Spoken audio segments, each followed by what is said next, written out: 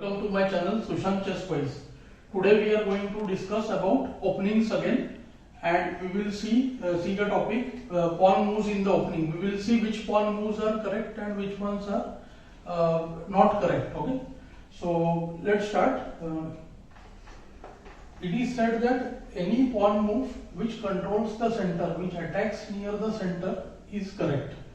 Okay, so generally pawn moves like a6 or h6 or something like b5, okay, which weakens the pawn, they are bad.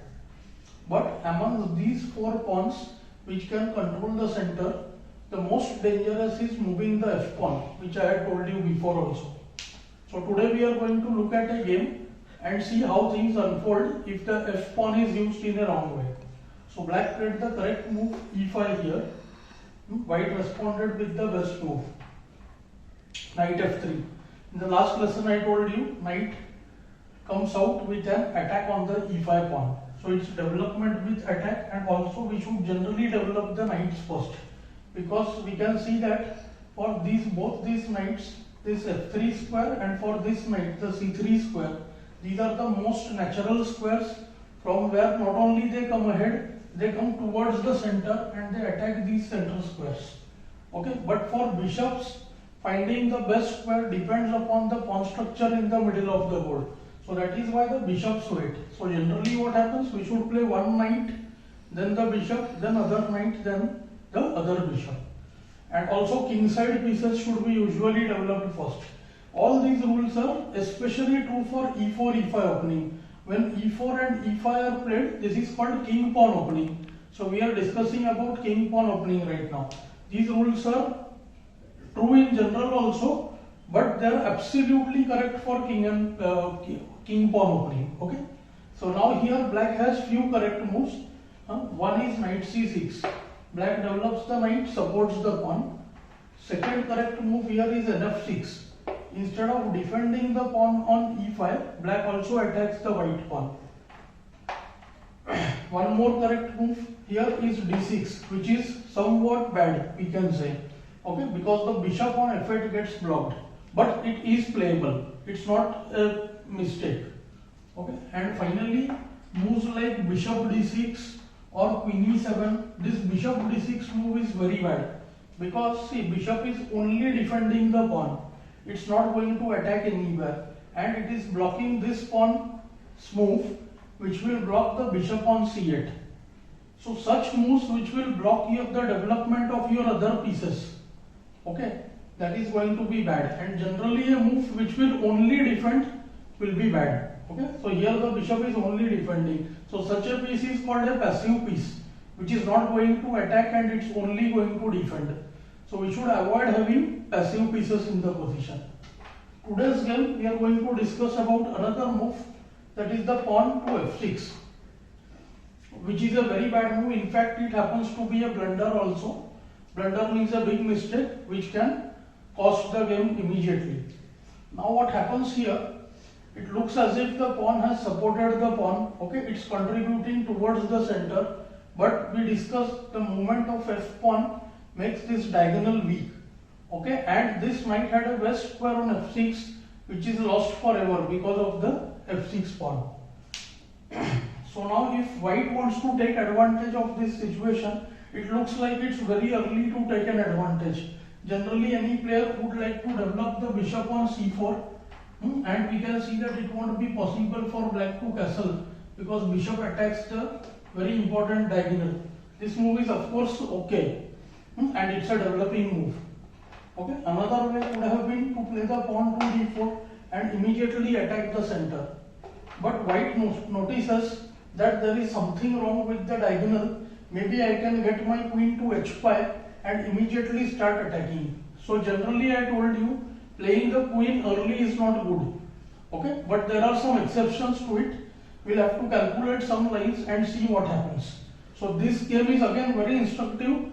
I would tell all the students or players, go through this game again and again and try to understand when the queen moves early in the opening are good. Okay, we'll look at this game further. White plays the move knight into e5.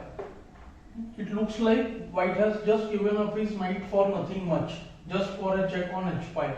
But it's somewhat deeper than that. Let's see. Okay, if now black is not capturing the knight, he has just lost a pawn. So pawn takes knight. But this pawn takes knight is an outright blunder. Now white gets a winning position. Now queen comes out with a check. The queen is doing a double attack. It attacks the king. It's a check.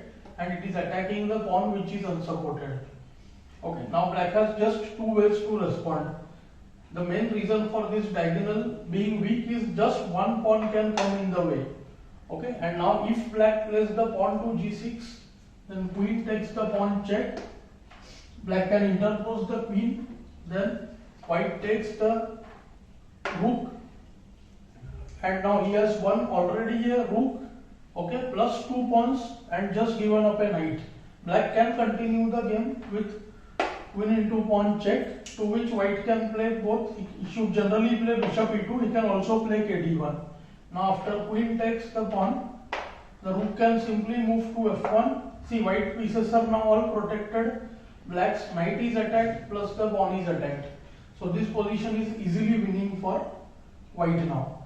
Okay, white will soon play his pawn to d4 and get the bishop to h6 to attack the f8 bishop, especially if black is moving the knight right now, and white will win the game quickly. Okay, let's go back to the main position and see what happens. So in the game, black instead of g6, he saw that in g6 he is losing the rook. So instead of g6, black played the king to e7. But this king e7 move is even worse.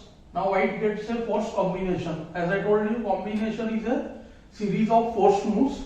See, all the moves are now more or less forced. So white takes the pawn with a check. Now we already noted that the material is not that much, deficit is not there. White has given up the knight and he has already recovered two pawns. So for knight, if we have two pawns, the difference is not much. Okay, we should generally not try to deduct 3 minus 2 and say that it's 1 point difference only.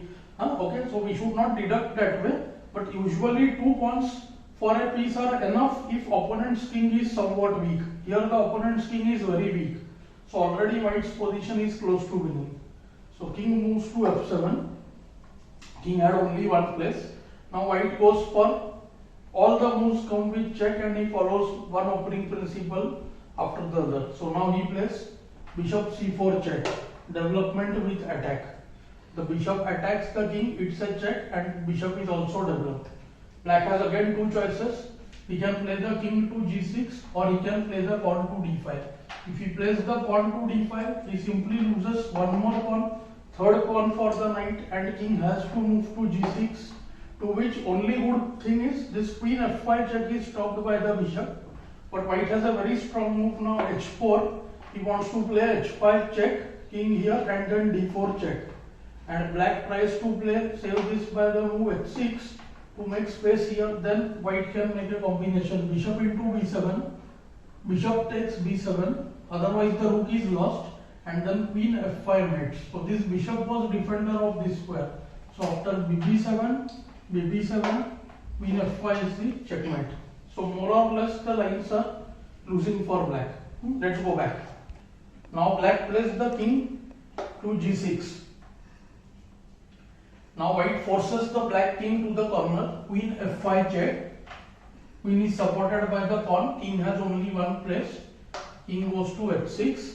Now again white follows another principle, center control, but it's not just center control, he is developing the bishop with a check. Okay, many people suggest the move d3, which is also good, but d4 is just better. Now there are again only two moves, king cannot move anywhere. If the queen is brought to g5, then queen takes g5 and it's checkmate. So black played the pawn to g5. Now we note that black's king has very less, only one place. Okay, this h5 place is there, but it's very unsafe. And now white plays a very strong move here. He notes that two attacks on g5, bishop and queen, two supports to g5. But he notes one thing, that this bishop is pinning the g pawn. The pawn is not able to move because it will be a check. So now white brings one more attack with his pawn. See, he is not playing this pawn because that would remove the pin. Okay.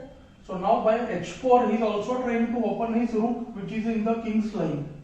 Okay, and he is bringing third attack on the pawn. So in the game, black supported this pawn third time by bishop e7. Now there are 3 attacks and 3 supports. So generally, if number of attackers and defenders become more, the problem with defender is that his pieces come in each other's path and attacker has a free hand. So if equal attacks and supports are there and the number of defenders and attackers are increasing, it's bad for the defender. Okay. Now white takes this pawn with the pawn, and as you can see that it's a double check. Pawn takes the pawn, check with the pawn, and also the rook is opened. Now king has just one place. King goes back to g7 and queen f7, checkmate. So this is what happens because as early as move 2 we saw black violated the opening principle. He played the pawn to f6. The diagonal was weak.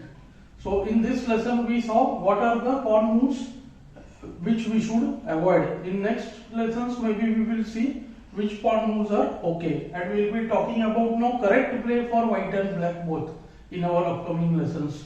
Do comment if you have any queries. Do like, share and subscribe the channel if you are enjoying the content. Thanks for your time.